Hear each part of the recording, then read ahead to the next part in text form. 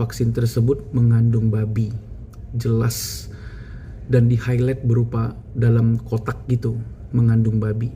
Saya hari ini membaca insert label dari BPOM, Badan Pengawas Obat dan Makanan Indonesia.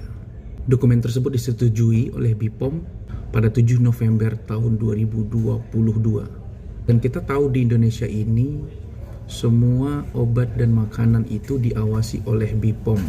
Ada kandungan yang berbahaya atau tidak bagi masyarakat, BPOM lah yang menguji. Dan kita tahu bahwa saat ini banyak kasus campak di Indonesia. Dari tahun 2025 hingga tahun 2026 ini sudah menemukan 72 kasus campak yang meninggal dunia.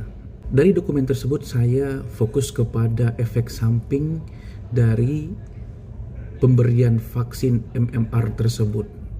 Dan di dokumen tersebut banyak menjelaskan efek sampingnya dan kalian juga bisa baca di internet. Tetapi saya fokus kepada pembengkakan pada kemaluan pria, di mana di dokumen versi BPOM-nya orang Amerika tidak ada menjelaskan bahwa adanya pembengkakan pada kelamin pria, tetapi di BPOM ada. Ini menarik.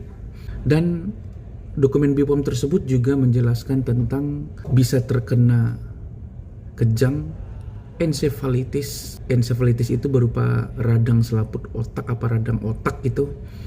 Terus juga bisa terjadi radang tulang belakang. Tentu efek samping seperti ini diklaim jarang terjadi. Kalau terjadi pun ya paling 1:10 atau 1:100 mungkin.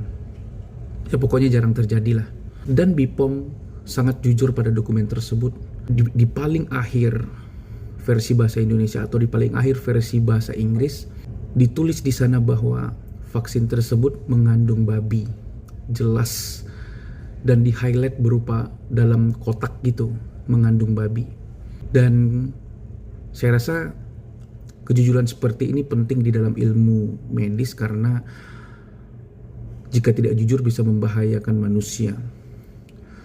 Dari efek samping yang saya highlight tadi, itu efek samping yang berbahaya, bisa lumpuh dan kematian. Sehingga dengan efek samping tersebut, kita sebagai orang tua yang bijak perlu mempertimbangkan ulang apakah kita memberi vaksin campak MMR tersebut ke anak-anak kita.